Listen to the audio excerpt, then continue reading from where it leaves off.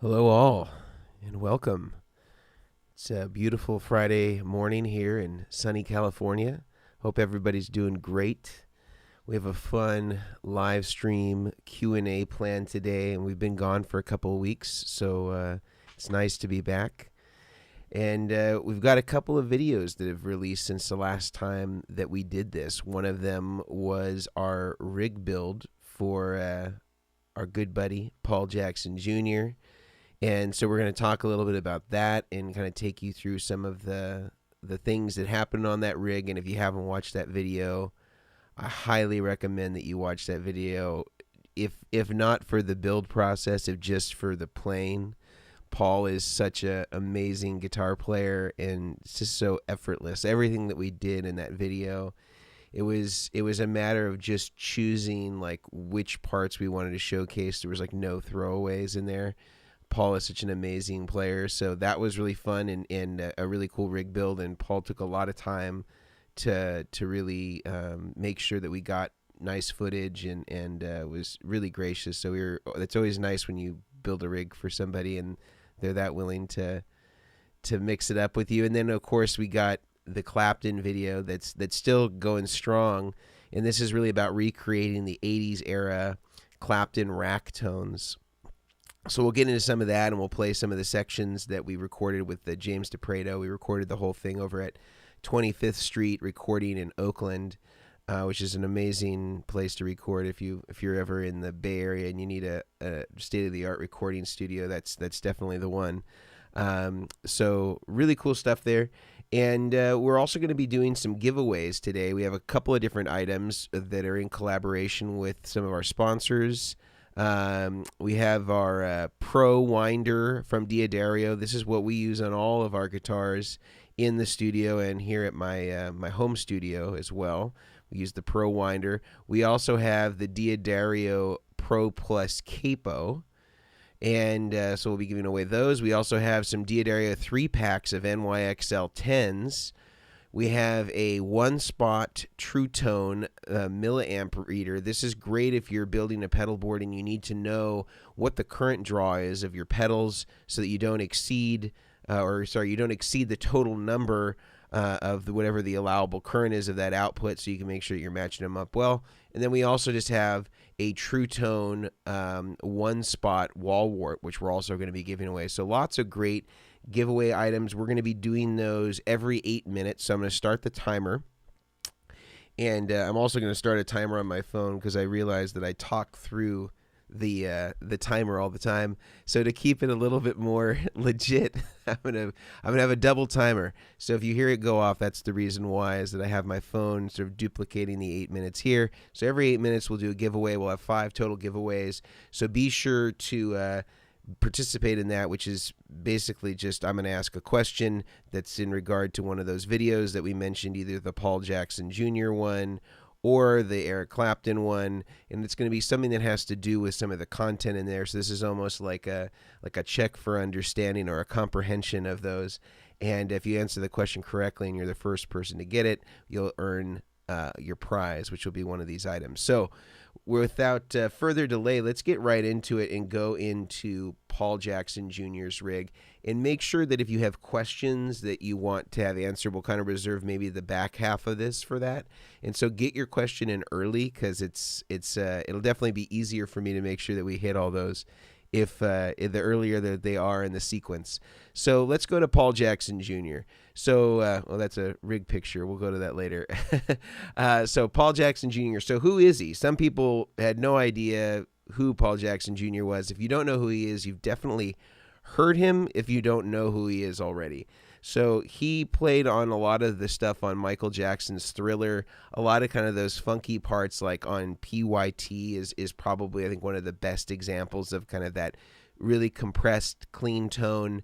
But he's also played on all different sorts of stuff, from Anita Baker to he's done stuff with George Benson, Dave Koz. He actually has I think it's a #1 charting single right now with Dave Koz on the smooth jazz charts. And so he's an absolute just like super pro guy. He's also was on American Idol for years. Like he was doing a lot of stuff with Ricky Minor. and Ricky Minor was kind of the MD of American Idol for a really long time. And then I think that they were doing one of the late night shows as well. I can't remember which one, but he's just been everywhere. And anyway, Paul had been kind of looking at what we were doing with our pedalboard systems, and he really liked the idea of having something that was really fly friendly and could allow you to use a switcher and keep the pedal board as compact as possible. So the real goal and intent with this rig was just about making it so that he could fly with it and just be able to carry it on in either a suitcase or some sort of Pelican case. And so what we ended up with was, here it is, closed. So what we ended up with was going Musicom EFX LE. So this has got 6 loops plus a volume loop too, I believe, which we didn't use. So it's got 6 loops and MIDI and all the stuff that you'd want. And basically the cool stuff that we did here is it's for a stereo rig that's got 2 amps with 2 effects loops. So in essence, the way that the signal path is working here is a guitar comes in or a wireless comes in, depending on how you want to do it. You can go either in this system. And once you go into the wireless or to the input, it hits the wah, and then it goes immediately into the switcher. The switcher has 6 loops, and here it is open. So underneath, let's see. There it is open. So underneath, I think loop 1, we had the fuzz. Loop 2, we had a auto filter or an auto wah from Ibanez. Then loop 3 was an SP compressor. Loop 4 was a Dynacomp. Loop 5 was an SL drive. And loop 6 was the Tanabe Zenkudo. And then it went out to the front of the amplifier. And then it comes back from the send into the Boss GT1000. And then that feeds in stereo to the H9. And then there's stereo out of the interface to go to the returns of 2 amp effects loops. So that's kind of the basics of the rig. I'll show it to you again from the front. But this is a really cool rig, and one of the cool things that we did on this, and we also published this diagram, is we showed how to build a rig if you use a wireless system, where if you go corded into the input of the interface, it bypasses the wireless. So in other words, if you're using a wireless and something starts getting funky, start getting some radio stations in through your wireless, you can always just take a guitar cable, go straight into the input, it bypasses the wireless, and then puts the buffer in there, because the wireless is the buffer when you don't have, you don't need an input buffer in addition to the wireless. So we basically made it so the input buffer is defeated when the wireless is being used. When you go straight in, then you have your input buffer there, so you get the right signal conditioning. And one other thing I should add is that fuzz that Paul has on here, this mini Dunlop one, that first, or that kind of like turquoise, the one that says L1 on it, that's a great fuzz if you have a buffered signal. And it has like a buffered mode on it as well. And I have to say, for like a fuzz face type sound, I thought it was probably one of the most convincing fuzzes I've heard, where it's receiving a low input impedance signal. So if you have a rack or you have a wireless and you want to have a fuzz, that's highly recommended. That fuzz I thought was really great sounding, and didn't, every fuzz is a compromise when it's not seen directly a passive pickup. But I would say that was the least compromise that I've heard. I think it's pretty neck and neck between that and the Boss FZ series fuzzes for using it with a wireless or low impedance. So absolutely killer. Sounded great. That rig sounded really great. You can hear kind of Paul just going through it in that video, and I think anybody who's watching it is definitely gonna dig the playing and dig the tones. And Paul's already toured that rig a little bit before we did this video, and so he actually got to use it for a few weeks and really get to know it, and just was really in love with that board and can just carry it on no problem. He got one of those away suitcases. And so he kind of like, puts his clothes in there with it, and then has the pedal board in there, and, he can kind of like just do a fly date really easily. But he said he also used it on some sessions. So that was cool. It was cool that he got to use it. But I want to kind of end actually our giveaway sequence early, because I think this is a better time to kind of stop the Paul Jackson Jr. side of the conversation, we can revisit it in the comments, and then we'll move on to some of the Clapton stuff, and then we can kind of go into generalized Q&A from there. So I'm going to end it about 54 seconds early here, and we're going to do our first giveaway question. So what's going to happen is a question is going to come up on the screen, and throughout the course of, while I'm dictating the question, you'll have to answer that question. The first person to answer it correctly is going to win. Now, one thing I'll say for people who haven't done this before is sometimes your answer will come up before other people's answers on your side. We're looking at who comes up first on our side. So whoever it is, that person's going to win. So sometimes there's been some discrepancies, so I just want to name that for people that are wondering and they think they got cheated.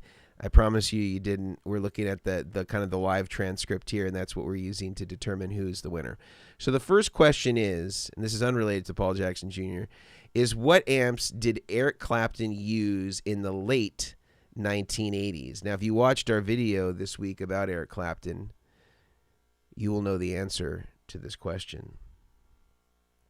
What amps did Eric Clapton use in the late 1980s? And if you watch the video, it would be very obvious to you because we mentioned it several times.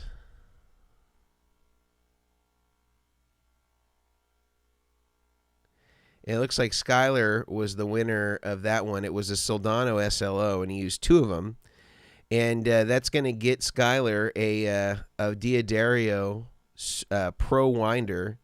So Mejia will be your point person there, Skylar. You can send him an email. He'll throw his email in the comments there, and you can just hit him up with your address and phone number, and we'll make sure that we get that to you this week.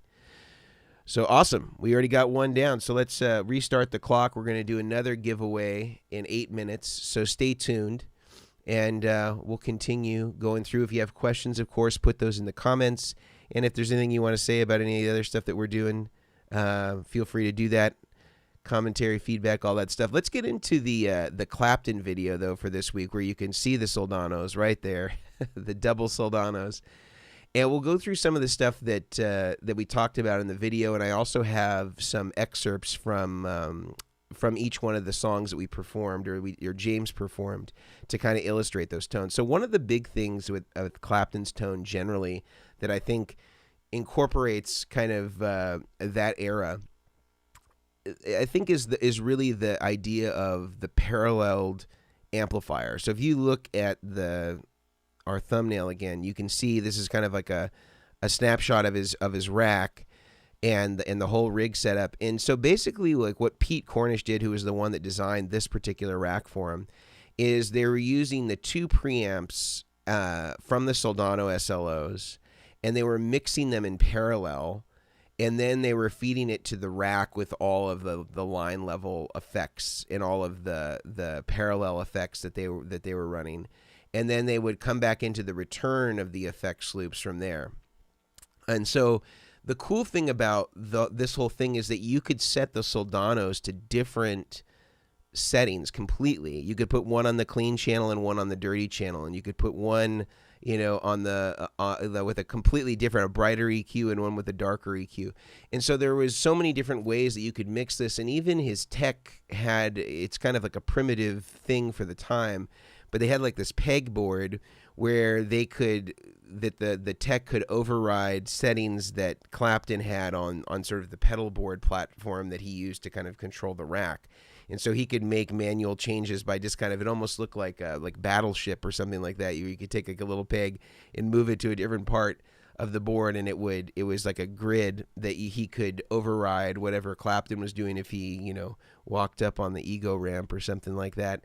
And so it was kind of an interesting rig to kind of look at an autopsy. And Pete Cornish has a pretty cool write-up of the rig that you can see on his website. So if you head over to Pete Cornish's website, he does kind of like a detail of kind of what's going on there and what exactly was happening. And I think that parallel distortion thing was interesting. And I certainly think whether some people had complained that we were talking more later Clapton and not Behind the Sun, because during Behind the Sun he was using two Dean Markley amps that were similar to a JCM 800, except I think they were 120 watts and they had reverb.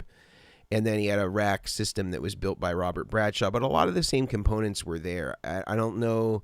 Robert Bradshaw's typically more guarded about a lot of that stuff, so I don't know that we know exactly how that rack was wired. But what we do know is that there was 2 Dean Markley amps, there was JCM 800 cabinets, and that the tri-stereo chorus was there, an SDE 3000 delay was there. There was a CE1 in there. So there were still some of the basic elements in the Behind the Sun record, which was the one from the mid 80s, as opposed to when this rig was being utilized in the later part of the 80s, around 80, 89 or so, I think, or 88. But presumably, I think Clapton got the Soldanos somewhere in the late 80s. I think the SLO came out in maybe 87, something like that. So anyway, pretty cool.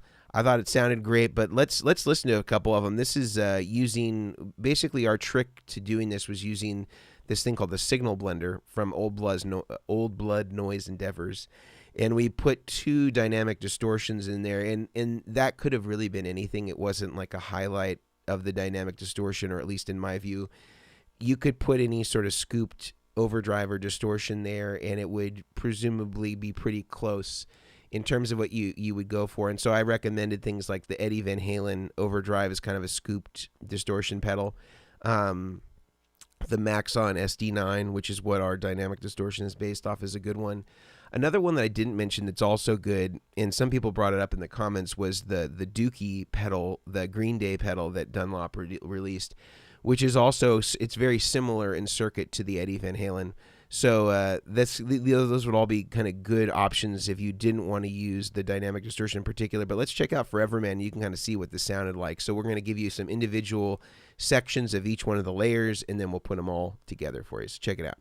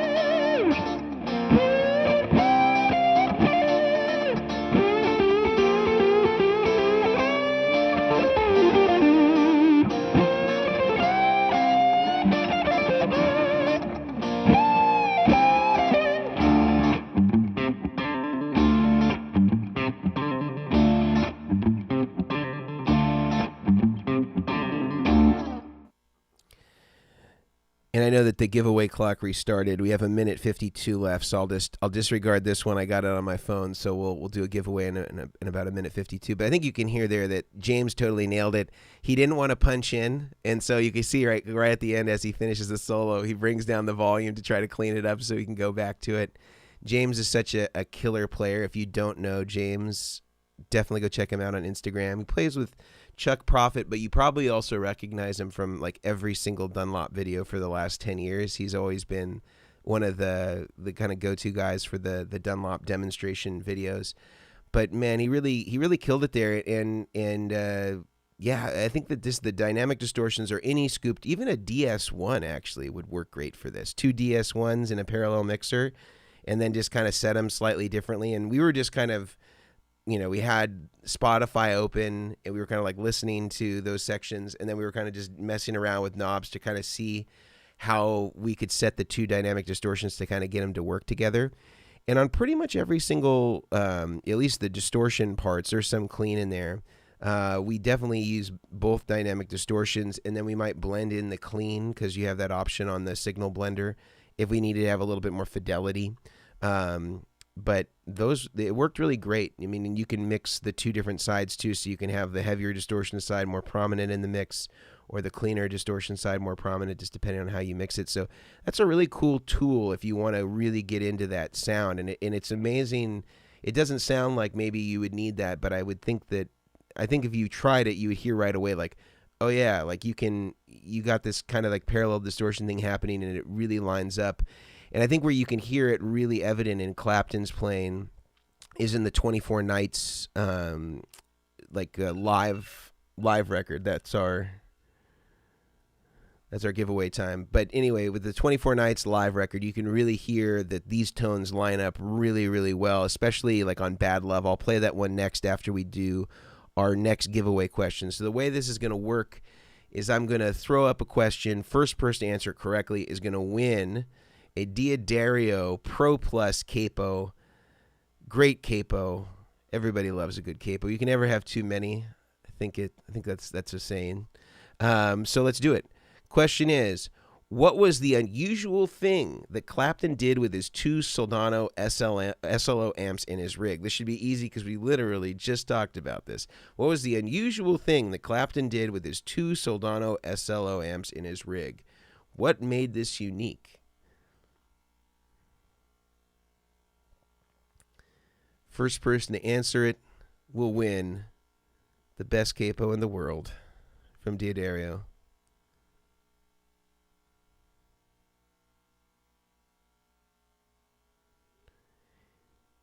First person to answer correctly.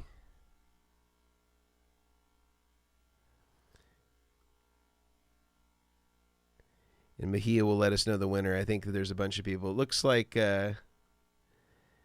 Mick James is our winner for this one. Congratulations to Mick James. And the answer would be that he ran the amps in parallel and then would mix that down and then throw it into the rack. So pretty cool stuff. There's also a wah in front of one of those amps. I don't think it was a splitter, so maybe only one side had the wah. That could be kind of a cool thing. But let's hear it. We got a little wah on Bad Love. Let's hear some Bad Love. I think James also kills it here. Does a great job getting the wah involved. We use the blubber wah, which is a fantastic sleeper wah if nobody knows about it. Japanese made. Sounds great, and it's not even called a wah. It's called a crying baby machine, which is how I like to refer to wahs now because of this pedal. So if anybody else wants to join me in the crying baby machine kind of nomenclature for wahs, I'm definitely on board. If you're on board, let's do it. Bad Love.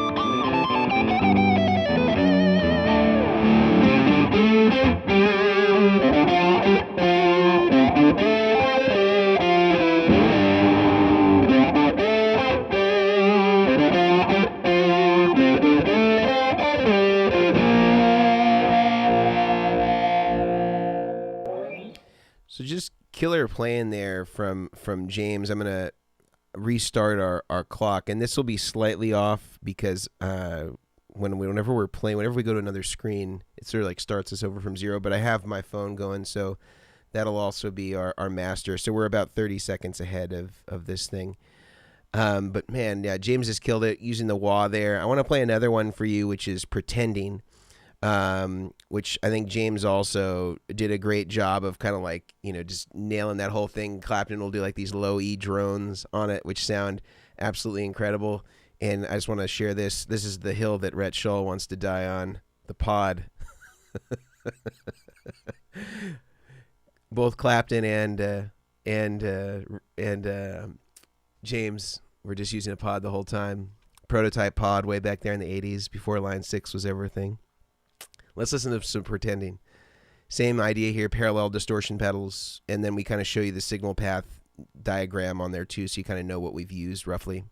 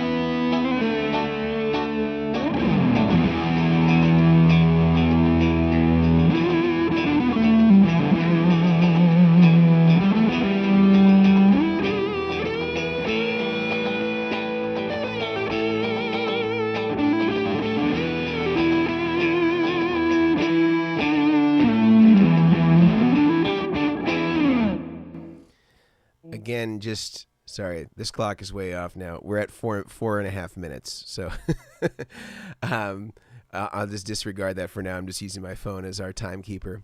But man, again, just like killer tones there, and just to kind of give you an idea, if you didn't see the whole video, what we were using primarily, and I just have my notes here. So we had the Clapton Strat, obviously, so it's like a 90s era Clapton Strat that actually in a podcast we talk about.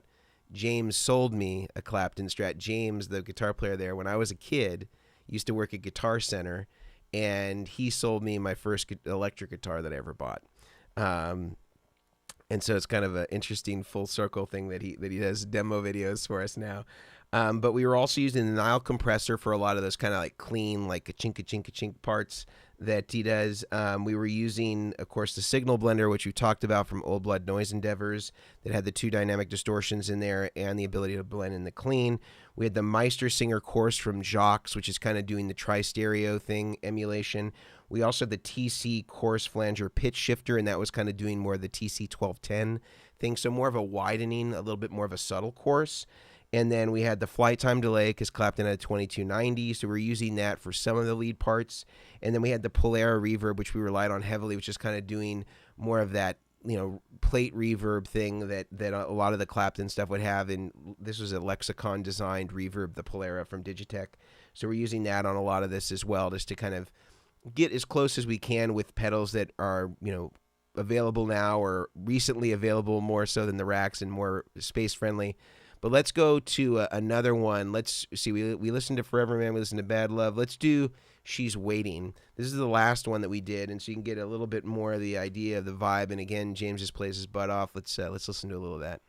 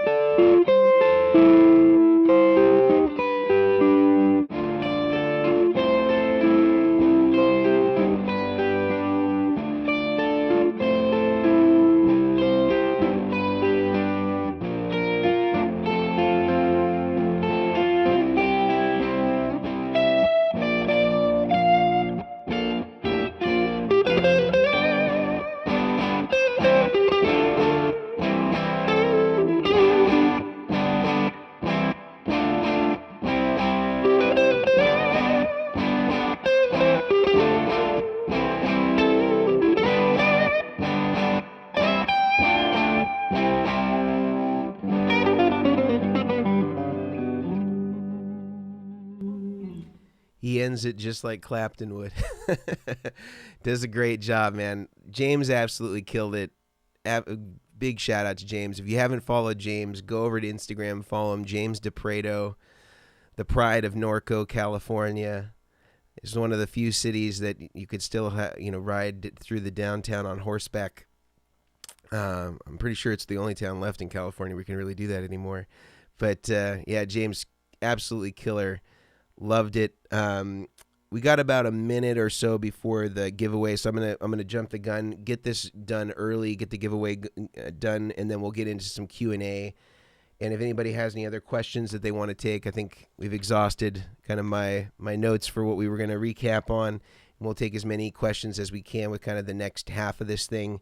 So let me go to the next question. Again, first person to answer this correctly will win our next giveaway item, which is a 3-pack of Diodario NYXLs, courtesy of our buddy Devin over at Diodario. Here we go. Question is, I want you to name 2 hit songs that Paul Jackson Jr. played on. Name 2 hit songs that Paul Jackson Jr. played on. I mentioned one of them already earlier in the stream, but I need to know 2. What are 2 hit songs? There's so many. You could just run over to Discogs or All Credits.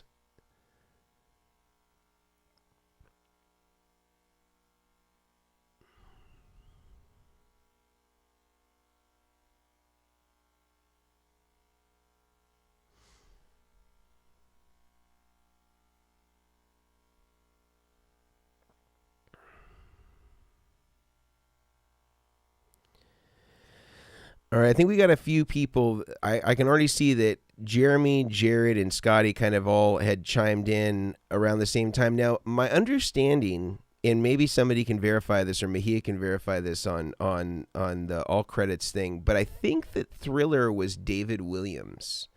I don't think it was Paul Jackson. I think Paul Jackson was the rhythm guitar on Beat It and PYT. So as it stands, I think that it's Jared Torres is our winner, but we can have Mejia double check that. And if I'm wrong, it looks like Jeremy and Jared. If I screwed up, then I'll give Jeremy and Jared both a 3-pack. But I think it's Jared. I think that Dave Williams was the guitar player on Thriller. But we'll investigate. Mejia will chime in and let us know. But let's restart the clock. 8 minutes on the timer. We'll do another giveaway. If you didn't win this time, we got another one in 8 minutes. Let's go to some of the questions. I'm going to scroll up. We got some celebrity YouTubers here today. We got RJ Ronquillo. Maybe he's still here. He's here for the tones. We had Rhett Shull in here as demonstrated earlier. Let's see what we got in terms of questions.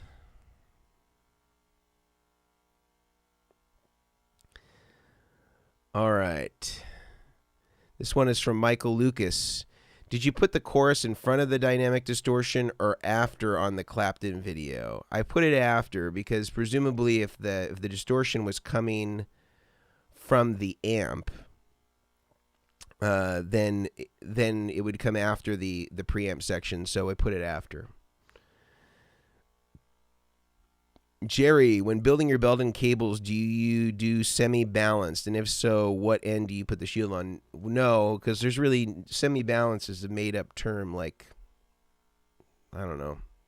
It's a made-up word. Scrumtrulescent. It's made up. Not a real thing. So, no, I tested the cables, the Belden 8412, or you could do this with any balanced or twisted pair shielded cable. I think the Cornish way is, and this is sort of bizarre the way that it's phrased, where he will determine what he calls the source and the load, and so he connects the shield at the amp side and floats it on the guitar side.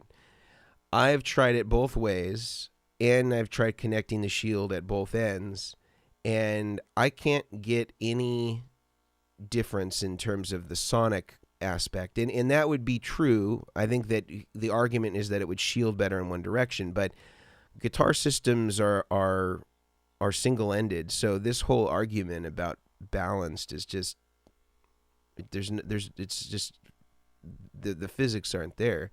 So In any case, I've tried it all different ways. I connect the shield at both ends because you would want the full benefit of the shield, and you already have have doubled your capacitance at the point that you've connected both the center conductors and the shield. So there's really no difference at that point. So I figure why not just shield it as best as it can be shielded, and that's what was in our cable demos, and that's what won the shootout.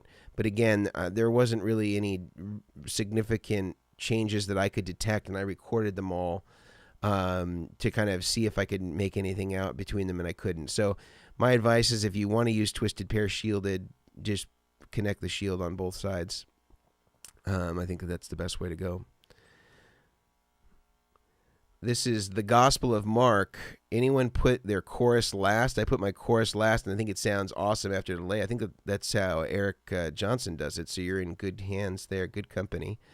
Nicholas, do you think the Pelican SKB case is necessary when flying, traveling over the standard road case design for a pedal board?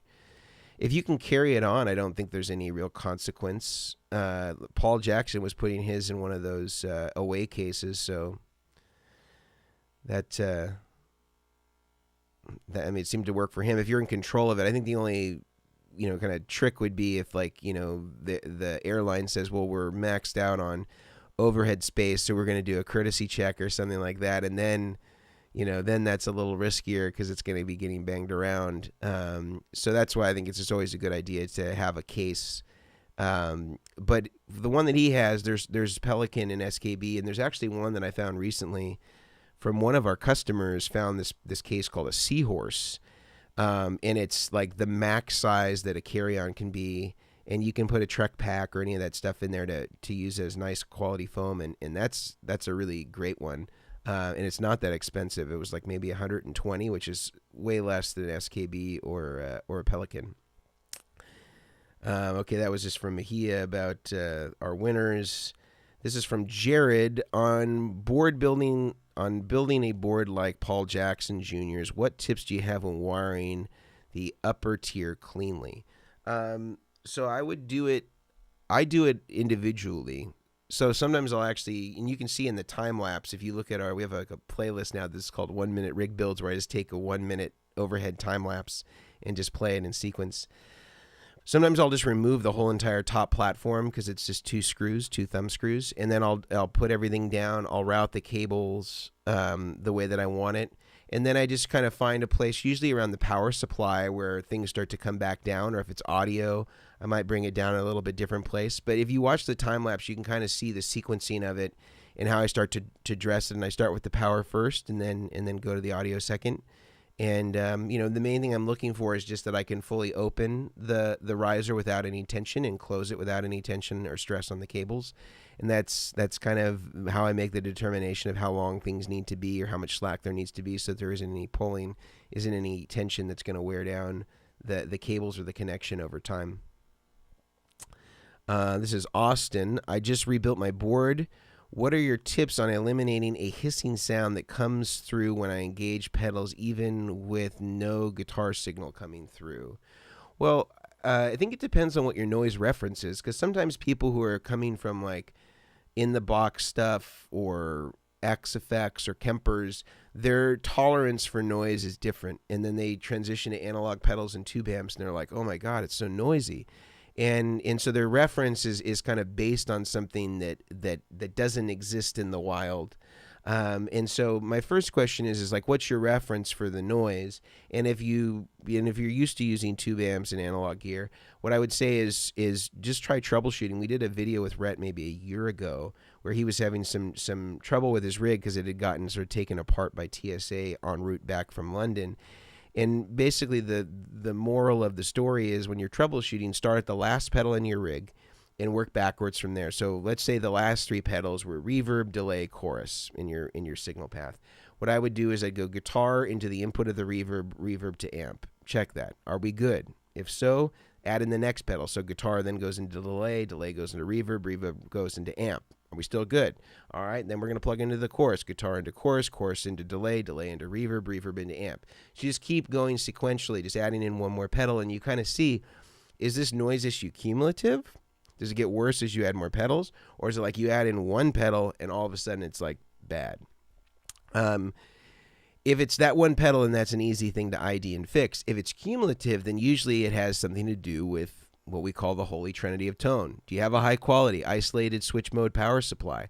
Do you have soldered cables where all of your connections are high quality soldered connections, not solderless connections?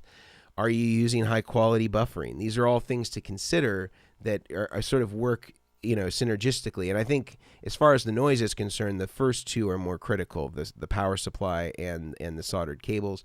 The buffer is kind of more of a fidelity thing. But that's where I would start, Austin, if I were you. Is the Keeley fuzz bender fuzz friendly? I don't know. You would probably have to ask Robert Keeley. My guess would be no if it's based on a tone bender. All right. It's time for another giveaway. I know we're about 18 seconds early. There we go. Thank you, timer. Let's do our next giveaway question. This one is going to be for a milliamp reader from our friends over at True Tone. So first person to answer this correctly is going to win a True Tone milliamp reader. Let's go for it. The question is, what pedalboard surface did we build Paul Jackson Jr.'s rig on? I hope you watched it because I think this would be a hard one. What pedalboard surface did we build Paul Jackson Jr.'s rig on? Now, I know some people might just say Vertex, but we want to know which model. I'll give you a hint in that it was 20 inches by 11 inches. 20 inches by 11 inches. This is the board. What was the surface that we built the Paul Jackson Jr. pedal board on? First person to answer that correctly will win a milliamp reader, something that I rely on and I use all the time especially when I'm combining or going to daisy chain some pedals, some overdrive pedals, some low current stuff. Looks like Michael Lucas got this one real quick. Awesome. Congratulations, Michael Lucas. We will continue. We have another giveaway in another 8 minutes. If you didn't win, don't worry. Put your questions in the comment section, and I will do my best to get to as many as we can. Let's see. Shout out to Scotty Smith, the legend, the man that was with Boutique Pedals, doing Boutique Pedals when they were actually boutique. Shout out to Scotty. Let's see. Mick James. I love the concept of running effects in parallel. Have you had any experience with the Electro-Harmonix tri-parallel, mixer? I haven't investigated the quality of it. It's, it depends on what you're going to do with it. For the mixers that I think work great for the purposes of the Clapton stuff, would be something that's more along the lines of like, if you wanted to create a mixer for the rack side of things, I would look at the Musicom Lab parallelizer. I think that's kind of more along the lines of what that is, and their stereo loops as well, which would be more common of what he was doing in that era. Same with the Bradshaw rig that he had before it. But basically, the tri-parallel mixer is basically like the Old Blood Noise Endeavors one, except I think it has 3 mixes, and maybe has an EQ. I'm not sure. But no, I don't have a lot of experience with it. Mike Spoor, is there a shortage on square plugs? I've been trying to buy in bulk pricing. I heard Rianne is redesigning their plugs. I haven't found there to be a shortage. Usually Bestronix has them in stock, so I would talk to them. And Rianne kind of already made a plug that resembled the square plug. It was just way deeper. But I haven't heard about the redesign. But square plug is great. I think that they're really well built, and if you can find them, I'd recommend getting them. I check with Bestronix. See, Paul Rose, I'm building a board and was using Bestronix MC1525 DC connector, but last minute I switched to Kobicon connectors. I don't know. I mean, I think the ones that Bestronix sells are the same as the Kobicon. I think that they just have a different part number. Like they just have an in-house part number. I've bought them both, and they appear aesthetically to be identical. So I can't tell the difference. I would just go with the one that's a better deal for you. Okay, yeah, this is the giveaway question. Let's see. Yeah, and Rhett Shull, another celebrity YouTuber in the house. Okay, Rhett Schull, we use the TBX circuit in the Clapton. Oh, okay. This is a response to Rhett. Let's see. He is going through and getting all of our questions sorted for us. Mick James. Okay, this is a winner of one of our giveaways. Just kind of scrolling through to get our questions here. All right, this is from Jerry. Do you recommend running your preamps into a switcher like an EFX for a 4-cable method, or would you use a different method to run your effects loop? Well, it depends on the switcher. Some of them are adapted to have the 4-cable method as a part of their kind of wiring. A lot of times, though, you don't need to use loops for an effects loop, especially if you have MIDI-controlled delays and reverbs or whatever processing would go after the preamp. Because if they have MIDI, then you can control them still with the switcher without having to occupy a loop, and you can keep them outside of the switcher, so it's really easy to route them in front of the amp if you want to go that direction, or if you want to go 4-cable method. So usually, depending on the system, I'll recommend a switcher that's going to suit the needs. So 4-cable method, ones that are easy to do that with all in the switcher is like the PBC 10 can do it. The Boss ES8 is an easy one to do it with. You can do it with, I mean, most of the switchers you can do it with. Sometimes you have to sacrifice a loop in order to get that function, though, and that's the challenge on a lot of them, is that you have to leave a loop open to basically send to the front of the amp and then bring back the signal from the effects loop, and so you lose a loop in that process. But the way that we did it here, since both of the pedals that were in the loop are controlled by MIDI, they can be turned on and off. They can be program changed with the GT1000 and the H9. Just wasn't a concern, since you can do all the functions you would need, even if it were in a loop, even though it's outside of the sequence of loops in the Musicom. So that's usually how I think about it. And usually, if you need to have those devices in a loop because they don't have MIDI, then I would just choose a switcher that allows you to do that, or that's more optimized for 4-cable method. And almost all of them have some diagram that shows you how you can run 4-cable method. And sometimes, again, it requires that you sacrifice a loop. Or in other cases, it's using like the volume loop as sort of like a break-in or an insert between the preamp, like the front of the preamp and then the preamp out. If I'm using my Iridium and my output is in stereo, is it fair game to do wet, dry, left, right, or will it sound weird to an audience if they're sitting closer to the left, right speaker? Well, I don't understand how you're getting a wet, dry from an Iridium, because there isn't. I don't think there's any sort of line out or anything like that on it. So I'm not sure exactly what you mean by the wet dry. Maybe you can clarify that, and I'll come to it later on. Clarify that for me, MGM. Do you recommend running your amps preamp? Okay, we already talked about this one. What pedals can do the Clapton Strat mid-boost circuit? I think there was a guy that was just rehousing them, was buying a TBX and rehousing them, but I'm going to do a video hopefully by the end of this month where I'll just do a tutorial that shows everybody how to do it. So I'll buy a TBX, I'll change the jack so it's a little more optimized for pedals. I'll give you a drill template so you can drill it out and you can put it on a true bypass foot switch and have a 9-volt tap on it. So I'll make a video that shows you how to adapt the Clapton mid boost, have a volume, a tone, and which is the mid boost, and then a gain pot. So I plan on making a video that shows you how to do all this and just adapt. Just take the existing PC board and adapt it to a pedal, so that everybody will know how to do this, or they can make their guitar into a Clapton Strat, even if it's not. What are my thoughts on the Eventide time factor? They're great. I like them. They're really cool pedals. Some people don't like them because they don't have an analog drive-through, but most people don't really understand what that means anyway, or their reason to have it.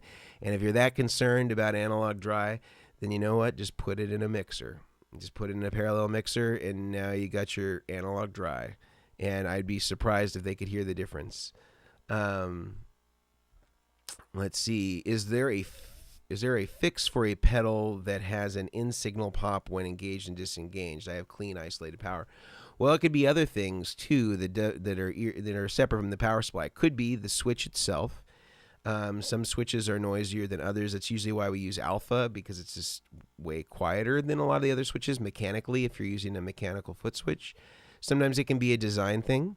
Sometimes it can be an impedance thing. So you could test it by putting a buffer before it or after it and kind of seeing if that changes the behavior. And sometimes it can just be particular to one setup or the sequencing that you have it in. I would try it on its own first. I would turn the reverb off in your amp if it has any, because that will sometimes exaggerate how much pop is really there because it reverberates it. And I would mess with that and see what you get. Let's see. We'll do one more question. I know we got our giveaway looming. We'll do one question, then I'll go to the last giveaway question. So this is from Jimmy McKee. I recorded a tone with the Hall of Fame mini reverb with a plate reverb. When listening back to the recording, it sounded like it was dry tone. Do you think it's the cheap microphone or the pedal? So you recorded a tone with the Hall of Fame reverb, the plate. I mean, if it sounded dry, it sounds like there might have been an issue with the recording. And yeah, I mean, if you were just running in series into the front of the amp, sometimes though, one thing I'll say is that sometimes we have to have more exaggerated like reverbs and delays than we think when we're recording, because we don't get the element of the room or the space that it's kind of occupying. And so sometimes you have to have your mixes wetter than you think in order for it to sound the way that you perceive it. And this is especially true of like delays in like a live stage. You know, like I think it sounds so wet in ears, and then when I hear, when I actually hear it, it's not, it has to be way more exaggerated in order to really feel like what I think it's sounding like in a recording. So that's a common misconception. Just like you have to have way more gain than you think for it to really sound distorted in a mix. Those are common things. Let's go to our last giveaway question though, because the clock did expire. So the last giveaway question, again, first person to answer correctly is going to win a 1 spot from True Tone. This is the wall wart power supply. So first person to answer this correctly will win it. The question is, what's the name of the musician that was both on Clapton's 1980s era records and on John Mayer's latest single, Last Train Home? A lot of people have been talking about Eric Clapton's tones, even though this video was recorded a month before Last Train Home came out. There has been a lot of questions about whether this was piggybacking on that. And, although the timing is suspicious, you can check out our social media and see that we were posting about this months ago, or at least 4 or 5 weeks ago. But there's one player that was on those Clapton records that's also on this latest John Mayer record. And after Joe got in a heartbeat, it's none other than Greg Fillinganes, and you can see him right there in the Last Train Home. And even if you watch Last Train Home, check out the music video for Forever Man. It's a very similar vibe where it's like a behind the scenes, like, fall stage, and all that was Clapton's wasn't in the train station there in LA, but very similar vibe. Not just the tones, but the video itself is a similar vibe. Let's take a few more questions, and we'll end from there. So if you have any last questions, make sure to get them in there, and I'll go for as many as I can.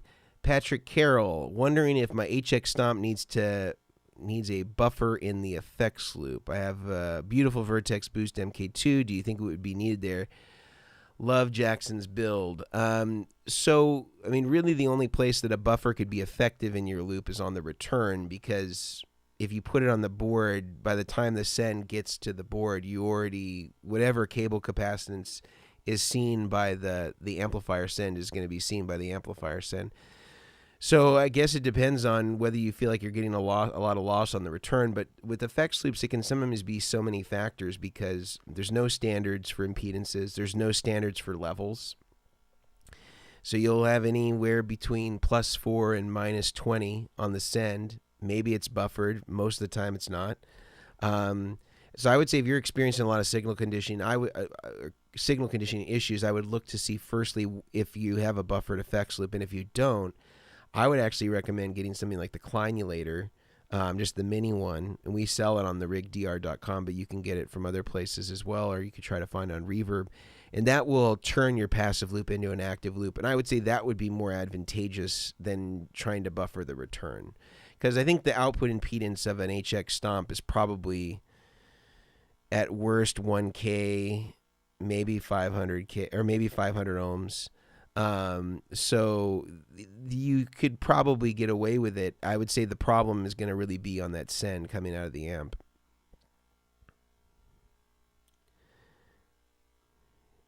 Any opinion on the GFI? Yeah, I know what you're talking. The synesthesia. It sounds like anesthesia. One of the guys that works with us, Hunter, he's got one. It sounds great. Sounds great. I have nothing bad to say. All right, so this is a clarification here. I meant if I use the right output to go only dry and the left output, well, it's not really a wet-dry system at that point. I think if you were going to do a true wet-dry system with an Iridium, you would run all the dry stuff into it. That would go to the board, and then you would take like an insert on the board and go to your wet effects and then return it into two other channels. Because otherwise this is just sort of just an exaggerated splitting system. It's not really wet dry, and you need a mixer and all that stuff. It's just a different game. Let's see. I think that we got through most of these questions today. Good. Let's see. BWM 5150. Do you know how wet, dry, wet rigs were mixed in recording environments? So usually they would hard pan the wet left and right, and then they'd have dry straight up the middle is usually how they would do it. The other reason that they did it that way too is that they didn't have to print the processing on the dry track. And so before Pro Tools existed and you were doing all this to tape, you didn't have in the box effects that you could, that wouldn't be, that wouldn't always be printed. So the benefit here is that you'd always have a recording that had no processing on it whatsoever. It just had the amp tone dry. And then you had two other channels that had wet left and wet right. So if the producer didn't like the processing that the session musician chose or the artist chose, he could always just reamp the dry with whatever studio outboard effects he wanted, and he always had a clean reference that had no processing on it at all. So the wet dry wet thing was really cool for that purpose, because before Pro Tools and in the box effects that you could just bring in and out as you wanted, and it didn't have to be printed to the track, you had the ability to be able to always have the dry signal as one channel, the wet and right, or the wet left and wet right as their own individual channels. So that's typically how they would do it. And Anderson, what are the top 5 vintage pedals that you'd love to have in your pedal board if no budget, or if budget is no subject? 5 vintage pedals? I don't know. I mean, I feel like I got them mostly. It's like an old fuzz face. I got that. Vintage tube screamer. I got that. Klon. I got that. I'm more into like these days, like the rack stuff. Like I have a 2290 now. I have a tri-stereo chorus. The one piece I want that I don't have is a 1210, a TC 1210. I don't have one of those. And I have an SPX 90 that I like. I had an H3000, and I just felt like it was such a waste to have such a great unit and just use it for pitch shift. So I felt better about using an SPX 90, which is kind of the alternative for just doing some micro pitch. So I don't have a H3000 anymore, but it was more just because I felt like it was like having a $3,000 rack unit to do one thing was just like too much. It was like too much for that explicit purpose, where you could buy an SPX 90 for like $200 and it's almost virtually the same sound. And a lot of guys in the 80s would use those SPX 90s instead of the H3000s for that thing. Let's see. What would the problem be in a wah that has two modes, crybaby and talk options, where the sweep in the circuit board is nice? So it's at a talk box and a crybaby in one. What would the problem be? I guess it doesn't make sense to me. I don't even. Is this like a hypothetical product, or is this an actual product that exists where there's a talk box and wah in the same thing? Clarify that.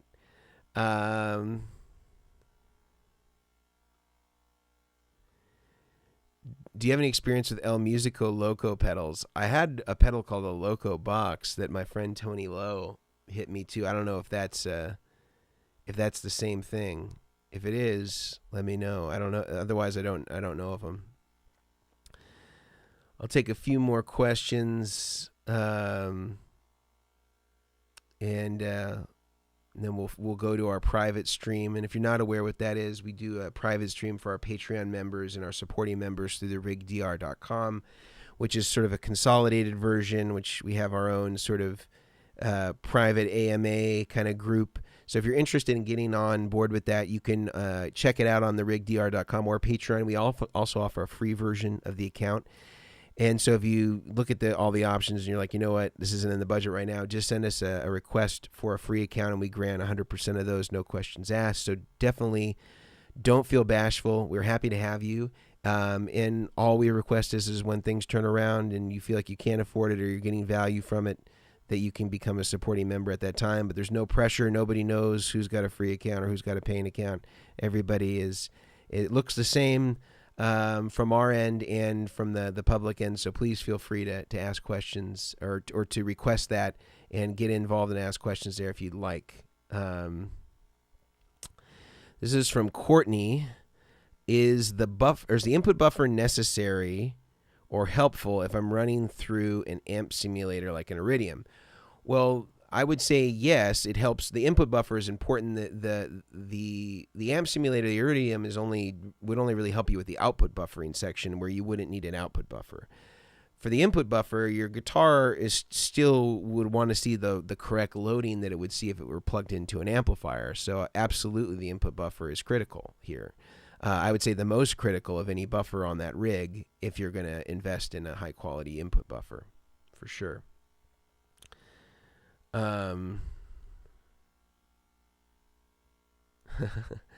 Guitar Pirates podcast. Yeah, last week was good. I was in Florida for a wedding, and we went fishing afterwards with my friend Ben Forehand, great guitar player.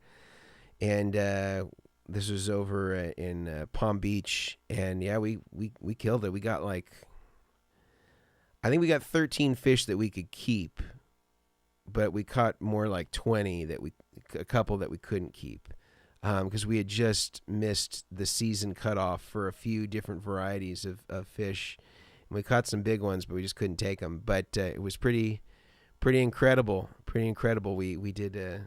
We had a pretty good catch, and we took them to the Twisted Tuna in Stuart, Florida, and got them to cook up the fish for us, and had a great meal. It was really nice. Thanks for asking.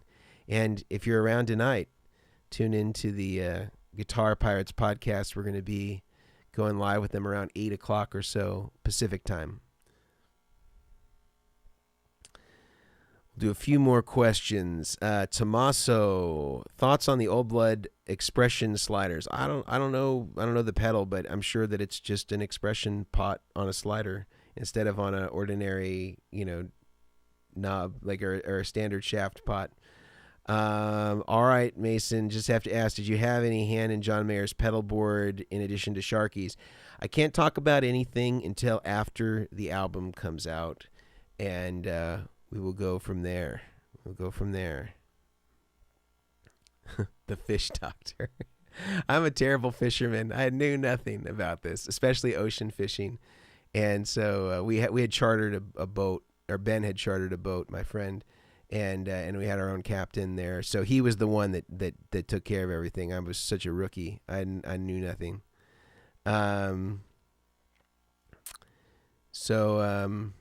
Yeah. That's going to be our stream for today. Again, if you're part of the private group of part of our private chat, either through Patreon or through our membership site on therigdr.com, we'll send you that link right after this so you can get in.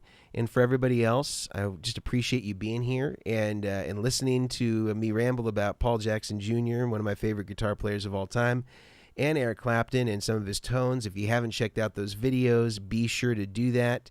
Again, the recreating Eric Clapton rack tones and our Paul Jackson Jr. rig build video, both of them doing great. They look great. They sound great. The playing's great. Everything's great.